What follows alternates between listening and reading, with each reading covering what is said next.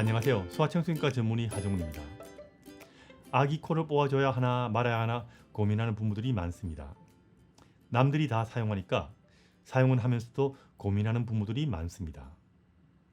이번에는 아기 코 뽑아주는 것에 대해서 말씀을 드리겠습니다. 부모님들께서 제일 관심을 가지는 것 중에 하나가 코 흡입기 사용에 대한 겁니다. 아기는 작기 때문에 콧구멍도 작습니다.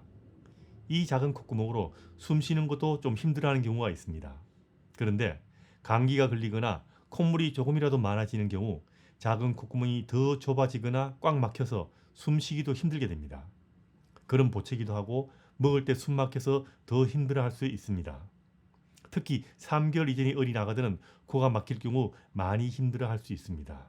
물론 나이가 좀 들어도 코 막히면 여전히 힘듭니다. 우선 콧물이 너무 많이 나와서 코가 막힐 경우는 가볍게 닦아주시면 됩니다. 콧물이 묽은 경우는 아기들이 숨을 쉬면서 대개의 경우 코 뒤로 넘어가서 입 뒤를 거쳐서 위로 넘어가서 대변으로 나옵니다. 아니면 몸에 흡수되고요. 이게 정상적인 콧물의 코스이고 대부분의 경우 아기들은 이렇게 스스로 콧물을 해결하면서 살아가는데 적응합니다. 하지만 콧물이 너무 많은데 아기가 불편해하는 경우는 넘치는 콧물을 콧물 흡입기로 제거해 주는 것은 상관없습니다. 그럼 어떤 경우에 콧물 흡입기를 사용할까요? 콧물이 많은 경우와 코가 막히는 경우는 좀 다르다는 것은 미리 알아두시고, 코 흡입기는 콧물 때문에 코가 막혀서 아이가 많이 불편해하는 경우 사용하는 방법이라는 거 알아두시기 바랍니다. 코가 막히는 것 중에서 그냥 점막이 부어서 코가 막힐 때는 이것을 사용하는 것은 의미가 없습니다. 코 흡입기도 종류가 있습니다. 콧물 흡기는 벌브라고 해서 이 튜브처럼 달린 것을, 공처럼 생긴 것을 눌러서 음압을 만들어서 콧물을 빨아들이는 것과, 입으로 호수에 달린 것을 입에 대고 입으로 빨아서 음압을 만들어서 흡입하는 두 종류가 있습니다. 두 가지 다 사용해도 좋은데 편한 것으로 사용하시면 됩니다. 빨아들이는 것은 압력을 조절하는 것이 입으로 빨아들이는데 이게 생각보다는 좀 쉬운데 간혹 잘못해서 너무 센 압력으로 빨아들이지 않게 주의를 해야 됩니다. 공처럼 생긴 벌브는 소독이 좀 쉽지 않고 처음에는 압력 조절하기가 쉽지 않다고 느끼는 사용자들이 많습니다. 어느 것을 사용해도 편한 것 사용하시면 됩니다. 코 흡입기를 사용하는 것이 나중에 문제가 없을까요? 애기한테 나중에 영향을 미치는 게 없을까요? 이런 고민하는 분도 있죠. 물론 필요한 경우 코 흡입기 사용하는 것은 상관없습니다. 하지만 콧물이 보인다고 해서 항상 코 흡입기를 사용하는 것은 저는 별로 권장하고 싶지 않습니다. 코 흡입기를 사용할 때는 콧물 때문에 코가 막혀서 많이 불편해하는 경우에 사용하는 것을 권장합니다. 뭘 하든 적당히 하는 것이 좋다는 이야기입니다. 아기들이 모든 불편함을 부모가 다 해결해 줘야 하는 것은 아닙니다. 아기들은 적당히 코 막힘도 이겨낼 수가 있어야 합니다.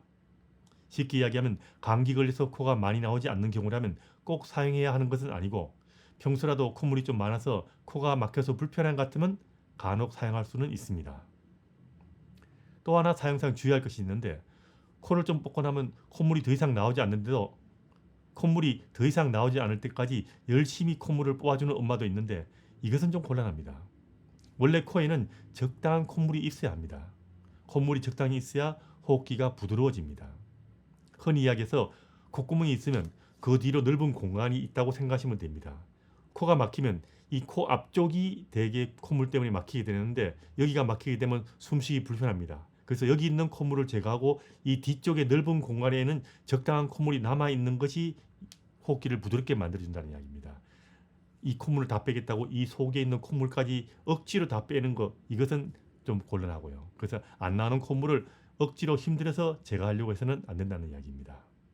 사용하더라도 가볍게 콧구멍 입구 쪽의 콧물만 제거하는 것이 좋다는 이야기죠. 그리고 또 시간 지나면 또 막힐까봐 이번에 다 끝장내려고 저 깊숙이 숨어있는 콧물까지 한 번에 다 제거하려고 끝까지 다 뽑지는 말라는 이야기죠.